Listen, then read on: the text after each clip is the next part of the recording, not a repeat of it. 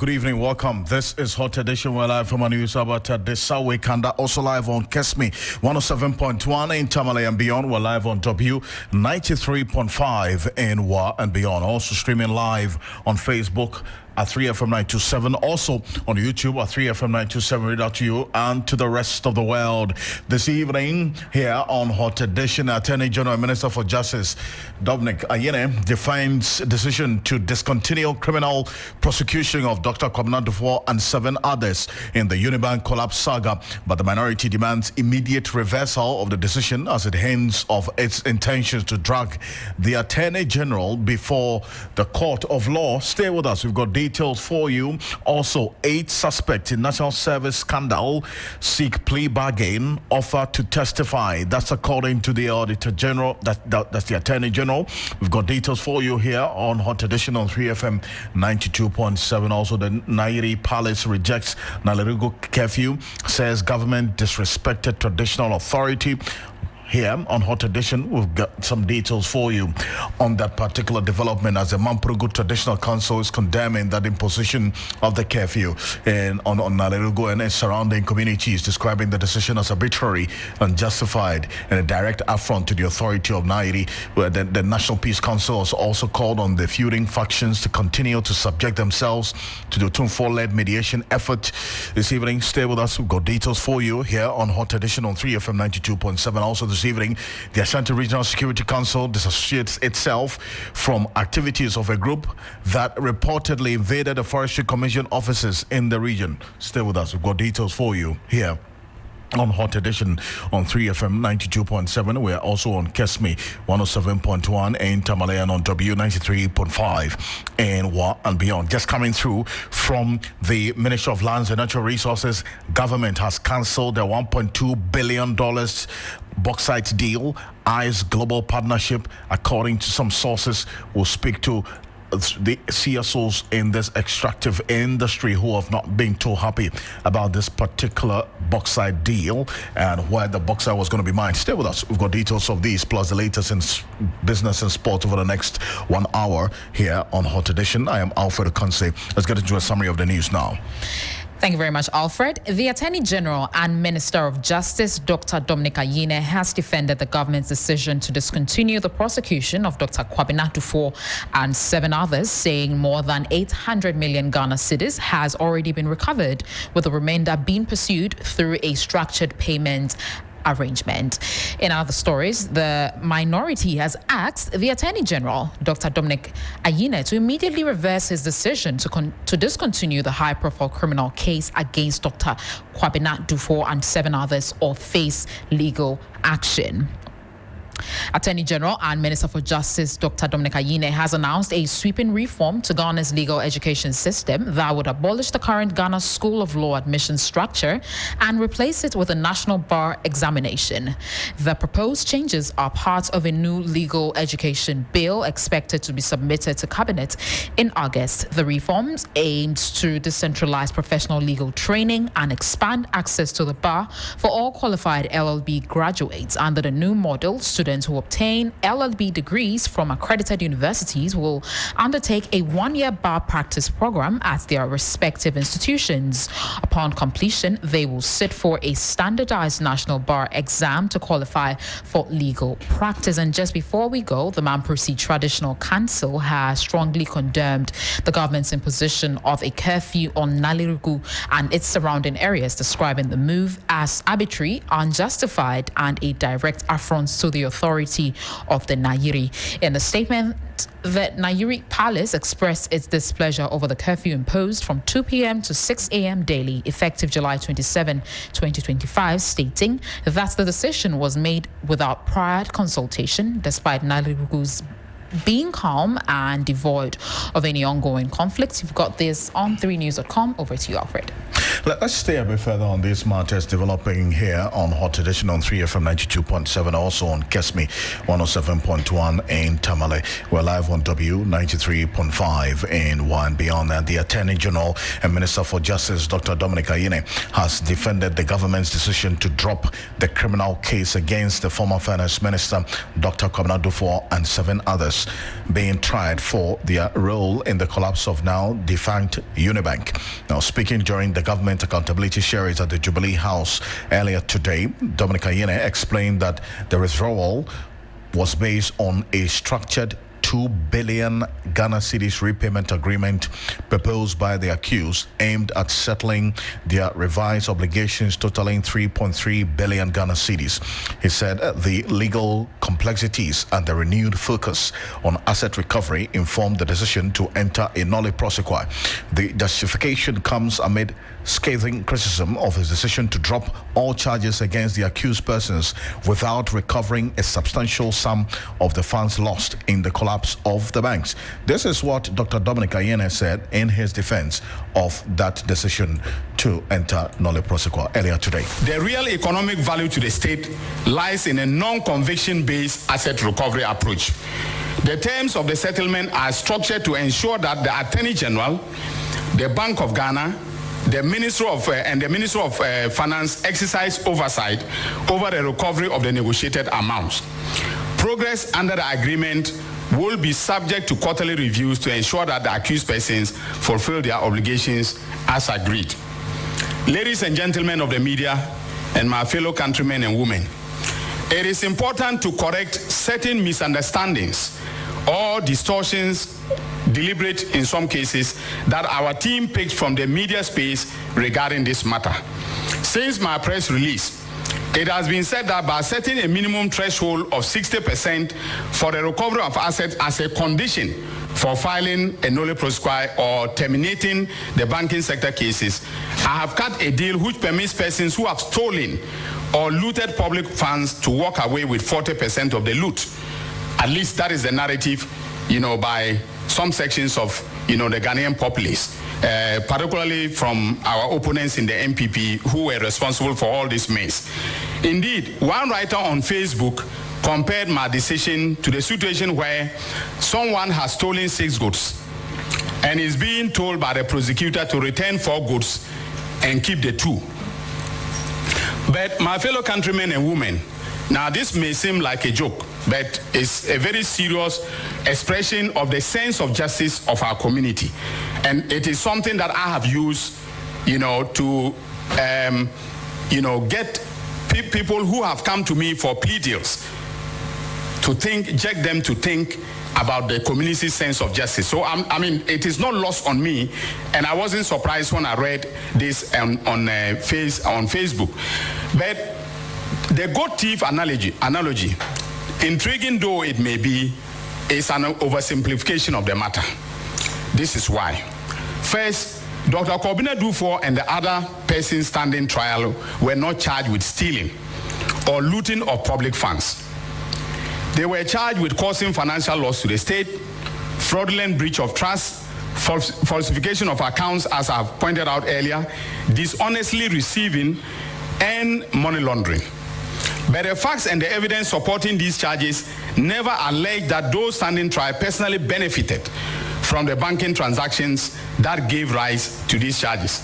Now, it's important to make clear that when someone is charged with, for instance, causing financial loss to the state, all right, it does not imply from a criminal liability point of view that they took the resources that have been lost. In other words, what we seek to do when we charge someone with causing financial loss to the state is to prove that they either intentionally or recklessly or negligently cause the state to lose resources or to lose funds. That's Dr. Dominica Yine, the Attorney General and Minister for Justice there.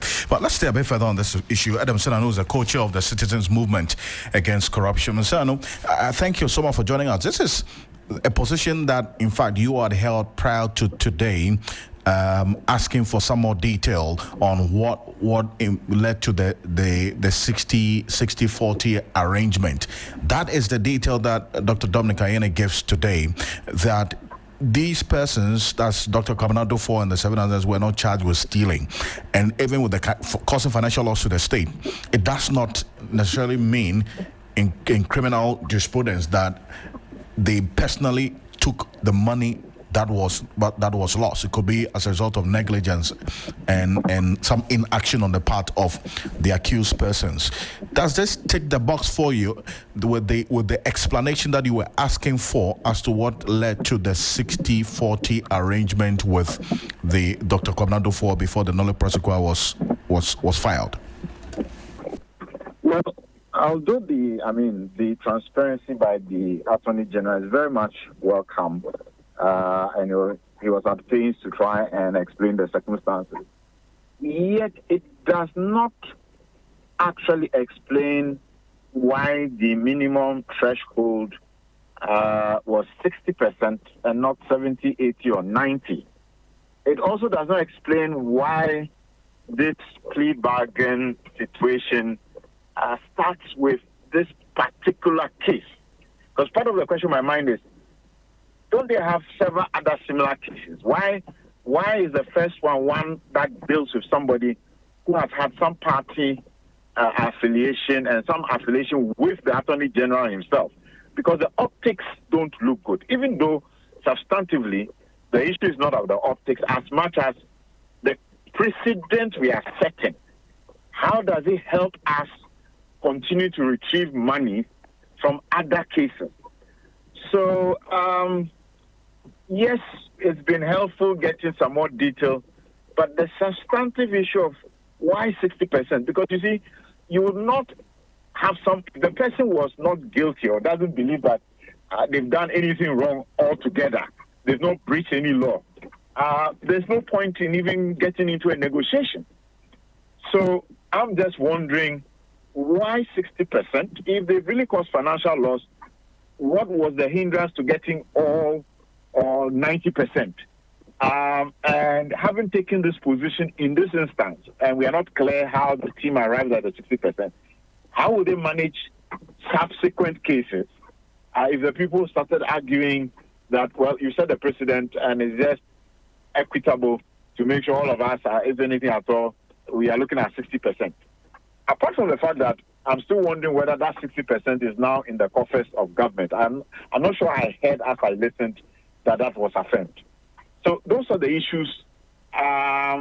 Yes, some additional information, but we are not entirely clear that this has been fully dealt with. I see, but then on that question about why 60 and not 70, 80, 90, he says that, and this was his quote, that it will be unrealistic for anyone to suggest that 100% can be recovered. And he explained, giving details why that position in his view was quite problematic, because this is a case that the complexities involved in the case wouldn't have then giving that particular expectation any basis of merit that 100% could be recovered. Mezano. I think that if the AG had given a sense of the complexities that make this impossible, that would have been helpful. I mean, it's one thing if you just, because, we are all just trying to analyze the facts. So if you don't provide us with the facts that make this complicated, we are wondering, why do we think that 80% is not possible in this instance? What are those other complicated factors or complicating factors that make it difficult to say, look, the money was invested in this, in that asset, and so on and so forth. We'll retrieve this, and then the rest you can pay by installment over the next 2-3 years. And because this is what happened, there's an interest you pay. I mean, the reason is, why are we just talking of the 60%?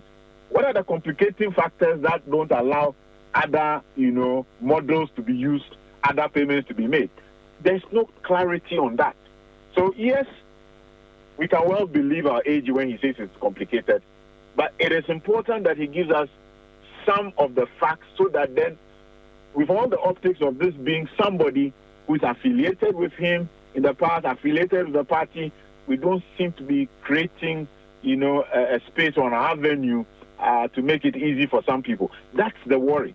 How will they manage the subsequent cases in the context of this case? It hasn't been addressed. And why 60% in this instance? If there are complications, I think it is useful for those specific factors that make this complicated to be provided to the public. Then we can judge that, yes, truly, it's impossible in this instance to get 80% rather than 60%. I see, and that point you make about the spirit of transparency. I mean, the Attorney General, has set a particular precedence in motion right now in going out to give reason or explanation for entering nolle prosequi or discontinuing cases, which was not the case hitherto. And the law doesn't even bind him to give reasons. He's decided to do so in the spirit of good governance. How is this working for the Attorney General? Is it working for his good so far, or opening himself up for more scrutiny, which may eventually tend to hurt the entire objective of him trying to put out some level of transparency? I think this is one of the instances where there's both the positive and then there's also the potential negative. The positive is that, yes, it's a good trend for an AG and indeed for all our anti-graft agencies to be more open and transparent. It is why, as I keep repeating in Act 959, we OSP every 6 months, maximum. So we actually expect much more frequency in reporting to the people and carrying us along, so that if there are any facts or other additional information, those who are aware can whistleblow, etc. So it's a good thing he's doing, and it's something to be commended and highly commended at that. Now, that's on the transparency side. On the accountability side, sometimes it's just the rationale and the logic of it. We are wondering, so the next case, how will you handle this? What arguments are you going to make when the person says, well, I just have about 60%, I don't have enough to do 70%. How do you argue that out? How do you prevent others from taking advantage of this? And doesn't it set a tone where somebody can say, well, I know the rule now is 60%, so let me steal as much as I can, then get into a plea bargain and use this as an example and say, therefore, I'll keep the 40%.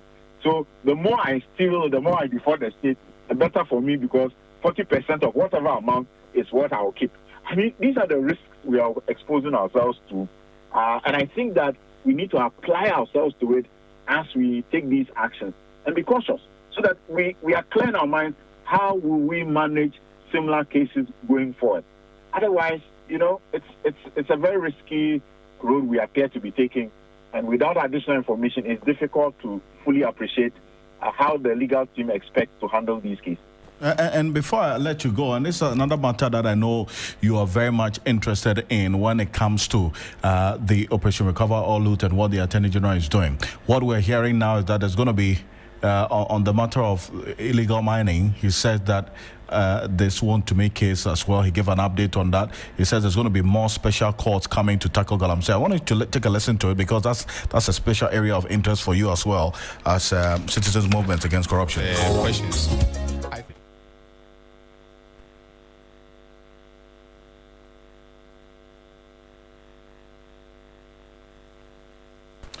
We'll hear from in some of the sectors. For instance, if you ask what will happen to CBG, that is better answered by the Minister of Finance and the Governor of the Bank of Ghana. Now, with respect to Abdul Kumanov, the arrests have been effected, and you know that you don't go straight, to court. You need to conduct an investigation, prepare a docket, and then you proceed to charge law schools. Now, I don't know what you meant by being able to run all these programs and so on. So it is not a duty. If government wants to subsidize them, that is a different matter, legal education. And that is very, very important. And that promise is that we are going to reform legal education in such a way that access will be expanded, to the effect that we are going to literally abolish the Ghana School of Law system.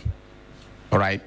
Basically, what we are going to do is that you will have 3 years of legal education to obtain your degree, that is the LLB.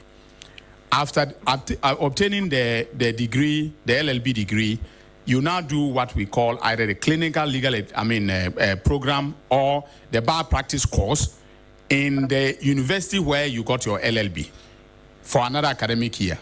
And then you pass, you become a chartered accountant. That is what is going to happen in order to expand legal education in the country. So the bill, as I speak, in fact, yesterday that I sent it to him. Then there is a question of the assigning of the properties. Okay, that was something that the shareholders, kept saying. You see, the whole case centered around these related parties, activities, okay, transactions, okay, where Holder Holdings, Uni Securities, of course, in the press release, you remember the 0.3 billion, which was given to, which was given to Uni Securities, which is a SEC-regulated entity, which is being pursued. Okay, so the whole idea, that is why the misconception being spread by certain elements, certain citizens, to the effect that Dufour and his family were basically looting, resources from the bank, is misplaced.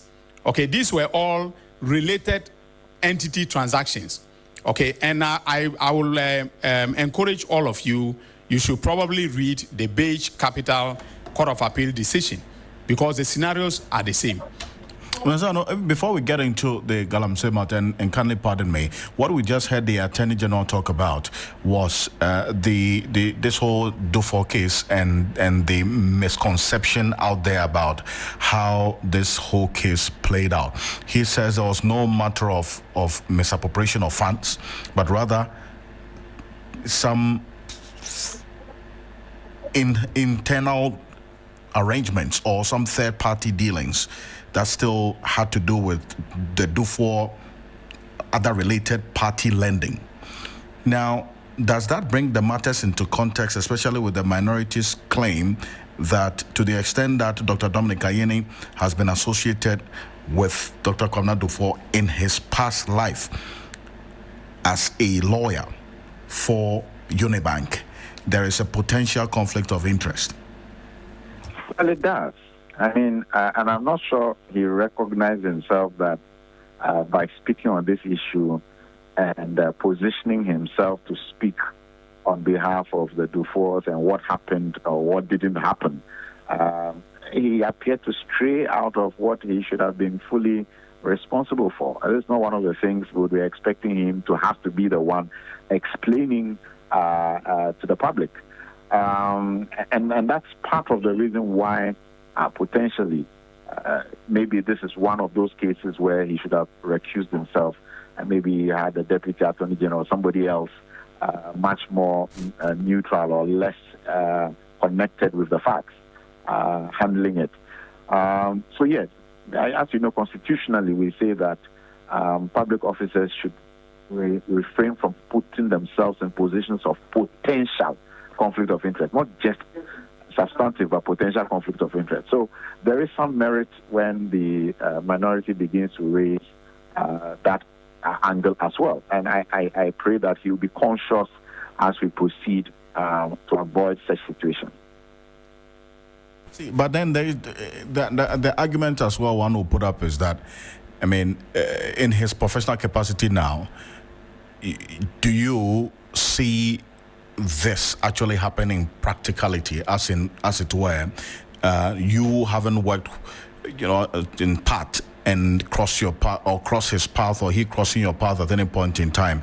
Any merit of this actually becoming real? Because conflict of interest could be perceived, could be real or apparent, is it not?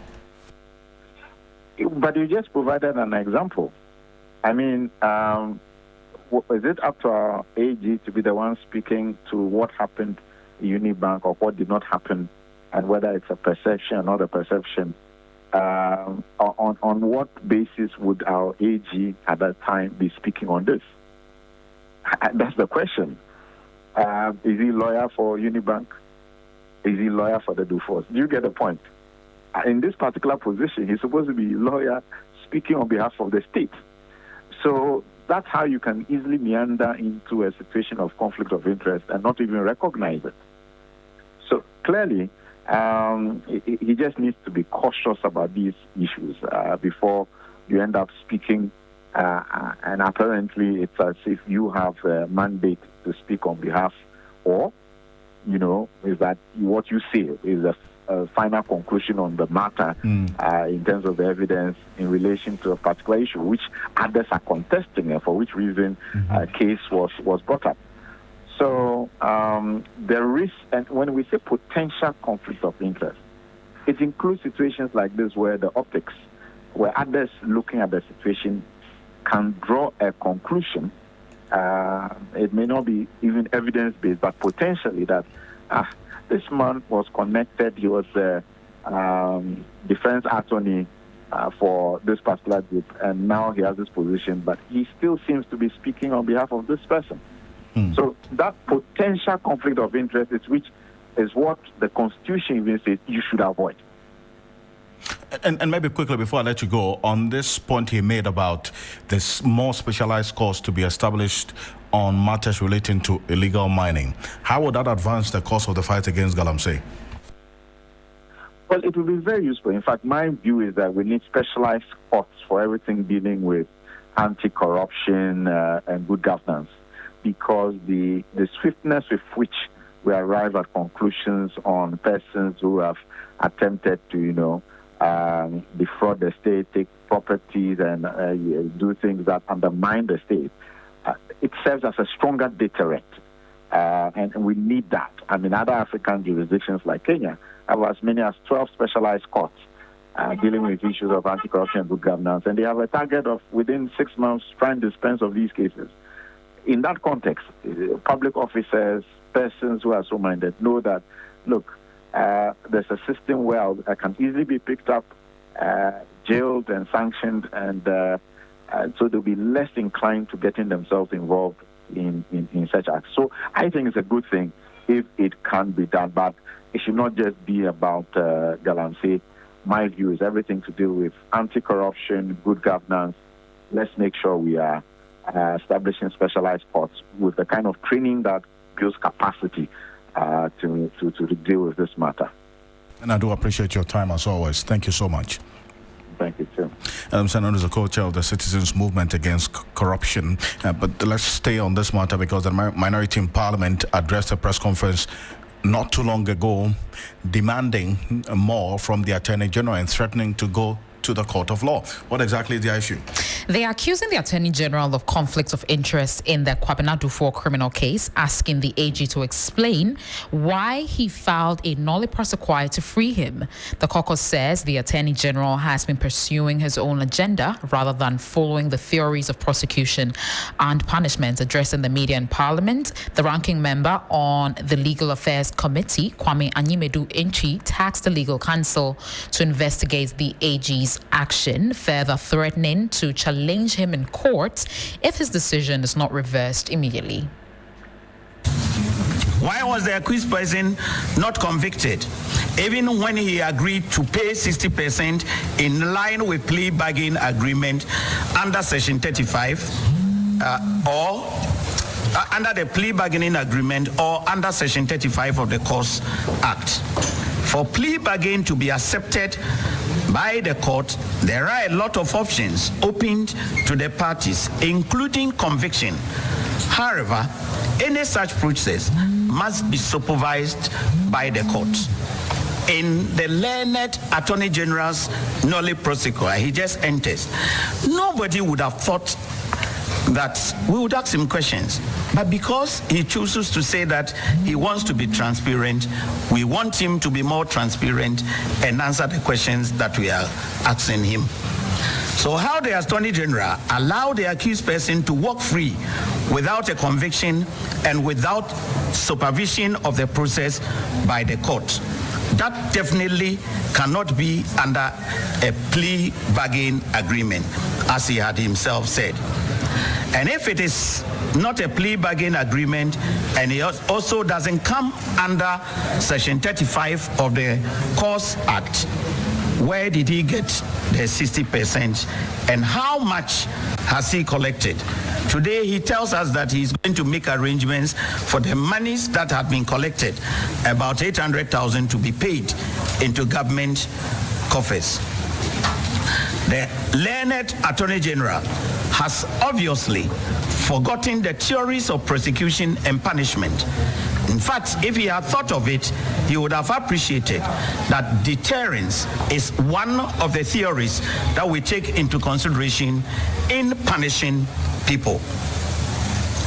Ladies and gentlemen, as we conclude, we would like to take this opportunity to call on all voices of conscience in our society, especially lawyers, judges, civil society, clergy, traditional leaders, and you, the press, to sit down and watch, and not to sit down and watch on unconcerned, whilst the Attorney General, trusted with the office responsible to uphold the rule of law, on the contrary, pursue rather a destructive agenda to the detriment of the good people of Ghana.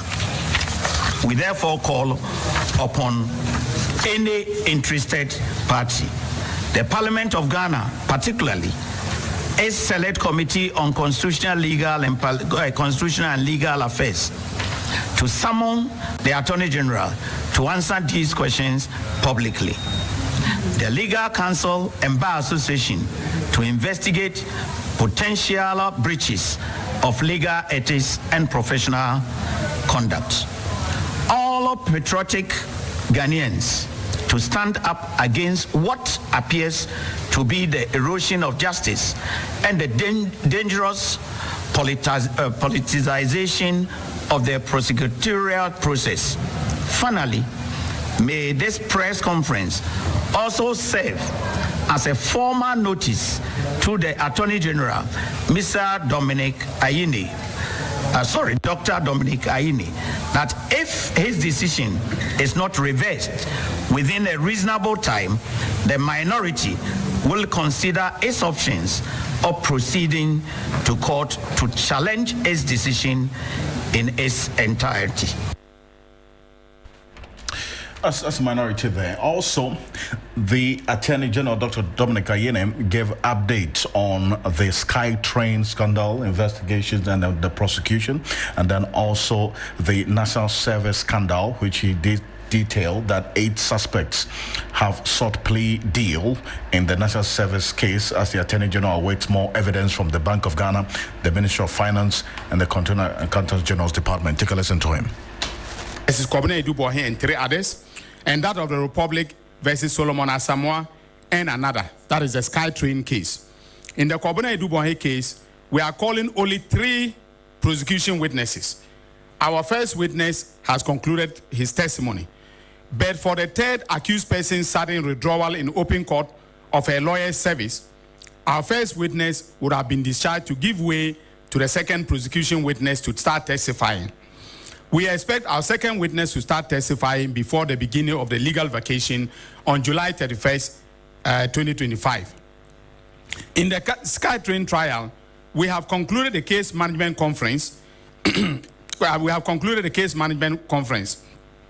It is important to add that, but for the change of solicitors and the multiple medical excuses of the 2nd accused person, that is Prof. Ameyaw Ekumfi, and recently of the lawyer for the first accused person, we would have called 2 of the 6 witnesses by now. That notwithstanding, the trial in the SkyTrain case is expected to start before the beginning of the legal vacation. The National Service Authority scandal case was due to be filed last week, as promised, when we stumbled upon evidence of malfeasance involving an account at the Bank of Ghana to which had been transferred an amount of 189 million Ghana cedis.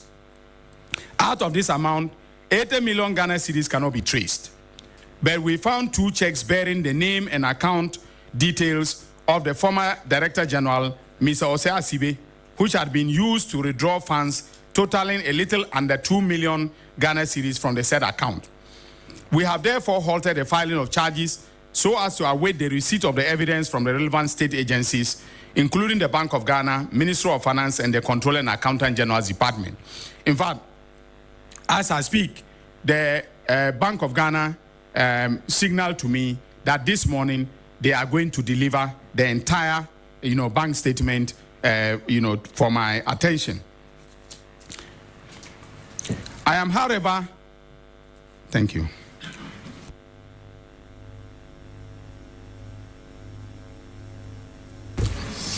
Sorry.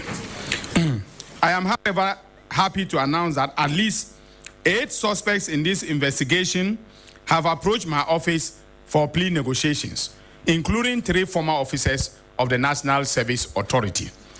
Some officials have offered to testify against their colleagues, and some vendors and service providers are willing to come clean and testify as prosecution witnesses. When you build your docket well, this is the result that you get. 8, people are willing to testify. Persons, they are not coming to say hearsay. They're not coming to give hearsay evidence. People who were involved, okay? And we are, in negotiations with them and their lawyers, as a precondition, I tell them, you bring back the money that we have calculated that you took, you serve as a prosecution witness. That is the approach that we are using. Now, I'm sure the MPP will be very happy for me to insist that 100% be returned to the Attorney General before any deal can be, cut. Now, a report on the docket for the oral cases, including the mathematical sets, the All Africa Games, and the drip scandals are being prepared by the National Investigation Bureau for my attention. I expect to receive that investigative report in a few weeks for work to begin on filing charges in court. The Economic and Organized Crime Office has completed investigations in respect of Wuntumi, Chairman Wuntumi, and the former National Buffer Stock Company CEO, Mr. Abdul Wahab Hanan, and their accomplices. The results of both investigations will be announced very soon. The police CID have also completed a docket on the Akunta mining case and submitted same to my office. We have prepared charges and sent them back to the police CID for the suspects to be formally charged before their arraignment in court in the coming days. Ladies and gentlemen of the media, my fellow countrymen and women, in conclusion, I wish to remind you of the fact that when I announced the Kobina Edubohin investigation, I was blunt in stating the fact that I am open to engaging in plea bargaining with those who have been investigated and found to have looted or stolen state resources. I minced no words about my intentions and will therefore not shut the door to any accused person willing to enter into negotiations with my office for purposes of reaching a plea agreement. My approach is in consonance with the central plank of the oral, which is to recover the loot, which is to recover all the loot. But of course, you use oral, all advisedly, because as I have pointed out clearly, it is not in all cases that it is possible to recover all the loot. That's the Attorney General and Minister for Justice, Dr. Dominic Ayine, there. So live here on Hot Edition on 3FM 92.7. We're also on Kesme 107.1 in Tamale and beyond, and also on W 93.5 in Wa and beyond. Let's go to the northern part of the country, specifically the troubled situation in Bawku, and there's an update there. What do we know? Yes, the Mamprasi Traditional Council has strongly condemned the government's imposition of a curfew on Nalerugu and surrounding communities, describing the decision as arbitrary, unjustified, and a direct affront to the authority of the Nairi. In a statement issued today, the Nairi Palace expressed disappointment over the curfew, which runs daily from 2 p.m. to 6 a.m. effective July 27, 2025, noting that it was enforced without any prior consultation season, despite the area remaining calm and free from conflicts. The curfew comes in the wake of the killing of 2 students at Nalirugu Senior High School on Saturday, July 26, by unidentified gunmen. While investigations are ongoing, some locals believe the incident may be linked to the long-standing Bawku conflict. However, the council insists that Nalirugu should not be grouped with the areas experiencing unrest, stressing that the community has remained peaceful. It also dismissed the government's explanation that the curfew was necessary to evacuate students, calling the reasoning unfortunate and unconvincing. The council warned that such reactive measures undermine peace building efforts and erode trust. They are, however, demanding these 3 things: that 1, the immediate lifting of the curfew on Nalirugu and its environs; 2, a thorough and transparent investigations into the students' murder with justice served; and 3, an unqualified apology to the Nairi and the people of Mamprugu for sidelining traditional authority. Alfred, meanwhile, the National Peace Council has condemned the recent spate of killings in Bawku, Nalirigu and Asawase, describing them as barbaric, cruel, a gross violation of human rights, and a tragic setback to peace-building efforts. In a strongly worded statement, the council extended condolences to the bereaved families and urged security agencies to speed up investigations and ensure justice is served. It also expressed serious concern over the potential link between these incidents and the long-standing conflicts in Bawku, warning of the growing insecurity in the region, especially in light of violent extremist threats from neighboring countries. The council called on all feuding parties to submit their grievances to the Otumfuo Mediation Committee and for the revival of the Inter-Ethnic Peace Committee as part of efforts to resolve the crisis. It also emphasized the need for tolerance, mutual respect, and dialogue, and urged the media to exercise restraints in their coverage and commentary. It concluded by commending the government's swift response so far and called for decisive state action to restore peace and security in the affected areas. Let's stay a bit further on this matter, and as quite troubling a development as it is. Right now, I've been joined on the telephone by Kwesi Yurenchi-Boateng, the Senior Public Relations Officer for the National Peace Council. Mr. Kwesi Boateng, good evening. Thank you for joining us. Yeah, good evening. Now, to you and your listeners. I know you've been doing quite some work in this particular area, and now we're seeing this recent developments of violence that has led to an unfortunate loss of life. Now, this is coming at a time when there's an Otumfuo-led mediation talks ongoing. I mean, what should be the immediate response to this development in the Bawku enclave? Our immediate response is we are condemning the killings. We've engaged the parties over the years, and we've made our point clearly that violence is not going to help anyone. Peace is what we all need to work towards. So that is our position as Peace Council, and we were engaging them on the inter-ethnic group committee. That was dialoguing over the while before it's called on a way. So we are just appealing to them to come back to the dialogue. We believe we can still talk things out and ensure peace returns there, side by side with what the Otumfuo Mediation Committee is also doing. So we are just appealing to them to stop that, to stop the violence, to come to the negotiation table so that we keep talking and ensure that peace returns to Bawku and its enclave. See, now, beyond the appeal, there's also been that issue of lack of trust. And we see this dotted around the entire process, is it not? What should be done to address that element of suspicion and lack of trust on both sides? Well, it's all to do with the posturing that we portray there. We have remained neutral. We are communicating the fact that peace is our utmost interest, and that is what we ought to all work towards. Then again, I think it's a commentary that we are having from others and the actions of others that is actually fueling these things. So we are just appealing that all, like we said in our statement, all media houses, individuals with interest, or those making comments that are exacerbating the situation should stop, so that we give peace a chance by allowing the feuding parties to come to the table and continue the talks.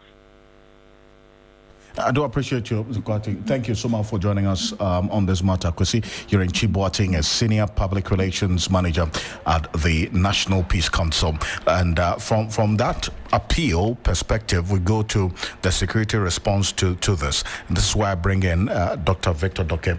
He is a security expert and joining us with his thoughts on this particular matter, lecturer at the Kofi Annan International Peacekeeping Training Sector. Dr. Doke, appreciate you. Thank you for joining us. I mean, one would have thought until now that the Otumfuo-led mediation talk was progressing steadily until we got this development. I mean, looking at how things are playing out right now and the loss of life and the response that the traditional council has given to the government statement imposing a curfew, what's your own reading of the evolution of this recent development in Bawku? Thank you very much, Alfred. Am I audible enough? Yes, you are. Okay. So my readings or interpretations with regards to all that you've spoken about. One, the Otumfuo-led committee is progressing from what I gather. Now, the two sides, with regards to the Kusafi and Mount Fusi, have stated their interests, their needs, and their wants. You would definitely be sure that as much as they've taken entrenched positions, there have been propositions or proposals made with regards to what either of them wants. Okay? The scheme. That's it. Recognition, respect. That's the main issue now. Aside that alone will fuse into any other minor issues that is outstanding in Bawku and its enclave, i.e. issues about farmlands, i.e. issues regarding justice and how families can obtain justice, perpetrators brought to book and whatnot. With the curfew, it only means that the security agencies led by the defense and then the interior have picked up intelligence about either issues regarding some criminal elements, those enclaves who are perpetrating these acts, these violent acts on innocent people. And that is why the enforcement aspect has come to play.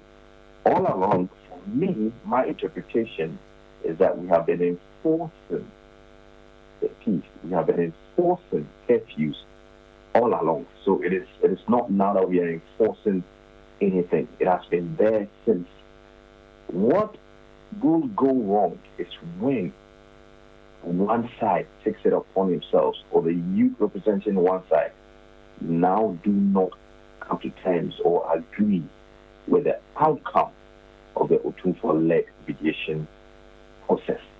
And that is where our concentration should be as security agencies, as stakeholders, especially government representatives, National Peace Council and CSOs, who are those who are going to be assistant with regards to recommendation, implementing recommendations, bringing the feuding parties together, CSOs leading the course with regards to peace building approaches and mechanisms.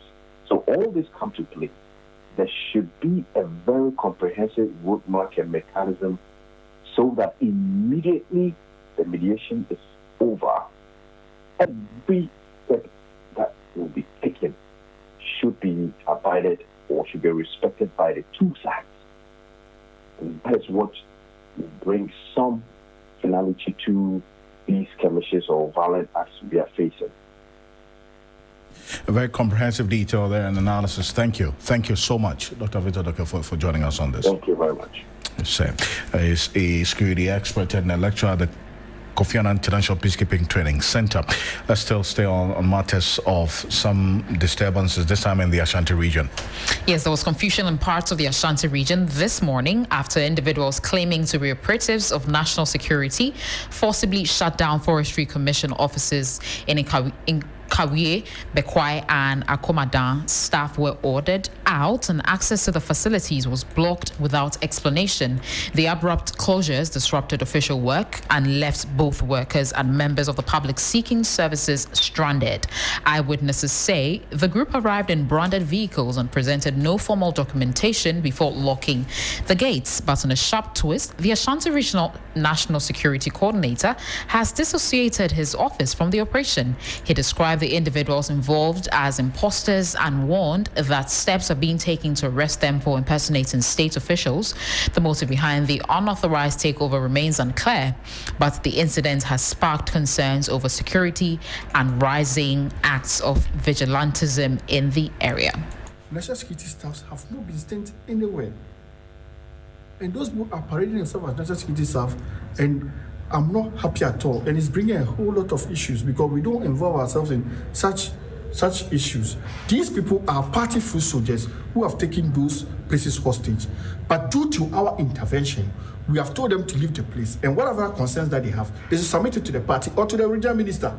We are talking about Offensive North, in Kawie and Bekwai. That's the report that I've had so far. And we have sent legitimate national security staff to go remove them from there and ensure that those offices are open for forestry staff who are to engage in their work. We have identified some of those people who are party people, and we are going to let the police pick them up, or we will pick them up and hand them over to the police ourselves. It is illegal to fight illegality with illegality. If you have a complaint about an institution, the best to do is to forward your petition or report to the regional minister or the party chairman to see how the system can be used to address it. But it is wrong for them to think that they can just besiege any institution in the name of national security or in the name of the party and hold up those institutions hostage. Well, that was the Ashanti Regional National Security Coordinator who was speaking at the back of a confusion in the part of the Ashanti region where the Forestry Commission offices in Kawie, Bekwai and Akomadan offices were shut down. Well, we'll be back with the business news. Bismatuku Ewusa is standing by. Ghana, it's a new year and Bills Microcredit is here to support your dreams. If you're not working but want to start a business, don't let money stop you. With just your Ghana card, you can get a loan to turn your ideas into reality. Already running a business? Need more capital? Or are you a salary worker looking for extra funds? Bills offers fast and easy loans with no collateral, no deposit, and no SUSI savings required. Wherever you are, whatever you need,